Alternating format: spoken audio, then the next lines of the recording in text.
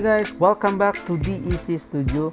In this series video, ituturo ko po sa inyo guys kung paano natin magamit yung apat na website na aking ginagamit dito sa YouTube.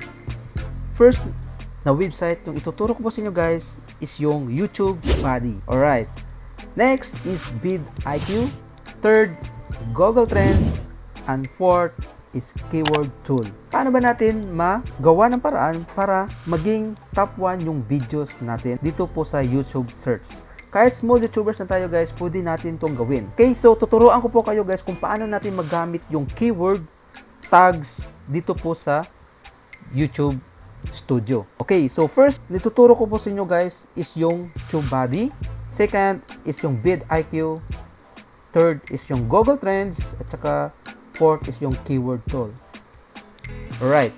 So kung bago ka pa sa YouTube channel ko, huwag kalimutan mag-subscribe, hit the notification bell, like, comment down below kung meron kayong katanungan, question, clarification about sa topic natin. At saka guys, tandaan natin, yung video natin na gagawin is series. So sa next na video natin, mag-start na po tayo kung paano natin ma-install yung Tubebuddy at saka VidiQ dito po sa YouTube channel natin. Tuturo ko po sa inyo guys kung paano natin ma-connect at magamit yung dalawang website na to for free. Okay, so dito po guys sa Tubebuddy, makikita natin guys is meron siyang pricing. Pwede tayo makapag-upgrade, pwede rin free. Okay, so dito po guys sa VidiQ meron din pricing. Makikita natin dyan sa website nila. So yung gagamitin natin guys is only free. And then dito po guys sa Google Trends, yung Google Trends guys is coming from Google. So free lang po siya guys, free sites. Pwede natin magamit din sa atin YouTube. So maya-maya, i-discuss ko yan maya-maya. And then, yung fourth is yung keyword tool. Ito po guys yung pinakamalakas na site na pwede natin magamit sa ating mga YouTube channel. Kasi guys, napakalaking tulong po to guys yung keyword tool. Itong keyword tool guys, magagamit natin doon po sa mga video natin, maglagay ng tags para maging searchable yung mga video natin at para maging top 1 dun sa YouTube search. So, ipakita ko lang sa inyo guys yung extension ng Tubebuddy at saka VidiQ. Dito po guys, naka-install na po yung extension ko dito po sa Google Chrome. Yan po yung Tubebuddy, naka-disable lang po siya guys. Yan po ha, naka-disable lang siya. So, bakit ko ba na-disable yung application ko guys? Yung dalawa kasi guys, itong dalawang application na to guys, meron ding advantage, meron siyang advantage, meron ding disadvantage. So, yung advantage niya, syempre makatulong sa YouTube mo, makakuha ka ng ibang idea from other YouTube, makakuha ka ng mga keywords, tags na dapat mong gamitin para sa specific na video mo at para maging top 1 siya sa YouTube search.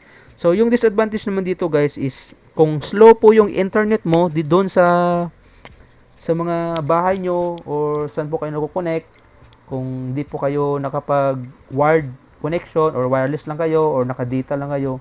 So, meron siyang disadvantage. Kasi guys, yung extension nila guys is malaki kumuha ng internet. Kasi guys, minsan naglo-loading ako kasi yung mga extension nila guys is nagra-running in background. So, yung ginagawa ko na lang guys, kung hindi po ako nag-upload at saka hindi po ako nagko-customize ng mga video ko, kailangan ko talagang i-disable para hindi siya mag-consume ng internet sa background. Okay? So, yan na po. Ito po yung apat na website ang aking ituturo sa inyo at pwede nyo to gamitin sa YouTube channel nyo. Kasi guys, napakalaking tulong po to guys, no? Free lang po yan lahat. Walang monthly pay. Free lang po yan. Free lang po yan guys para sa ating mga channel.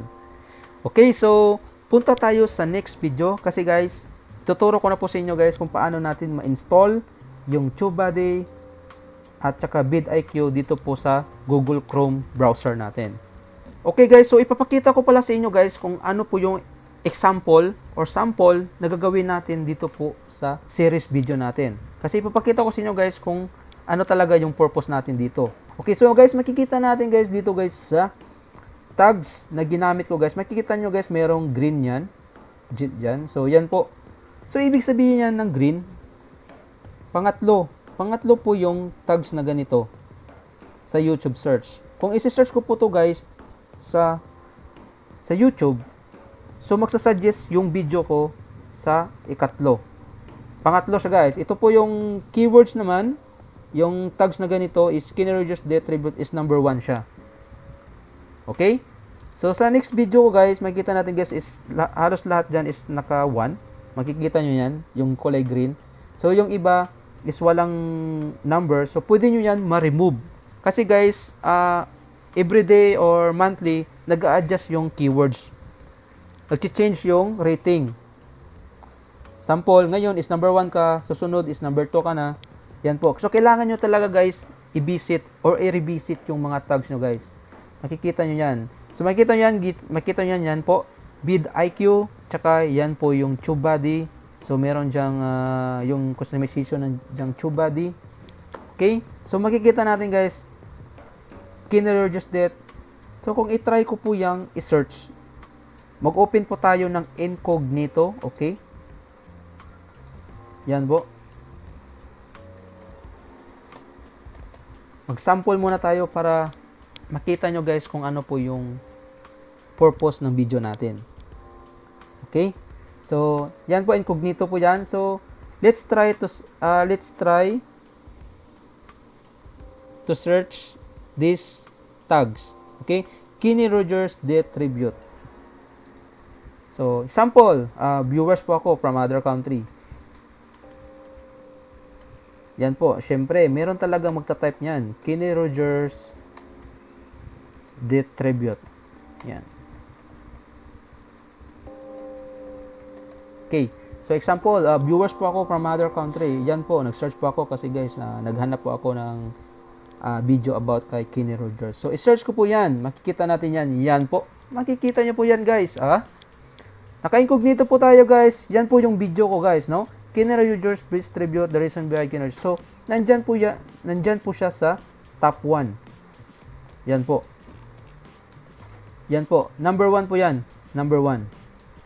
Okay, so nakita niyan guys, paano natin magamit yung VidiQ at saka Tubebuddy. So maya-maya guys, tuturo ko po sa inyo guys kung paano natin ma-install yung VidiQ at saka Tubebuddy dito po sa Chrome browser natin at paano natin ma-connect yung dalawang website na to or application dito po sa YouTube account natin. Okay, so sa first video natin, kung meron kayong katanungan, comment down below at saka huwag kalimutan guys mag-like at subscribe. Sa hindi pa naka-subscribe, please subscribe and click the notification bell. So makita-kita po tayo sa next video. Thank you and God bless.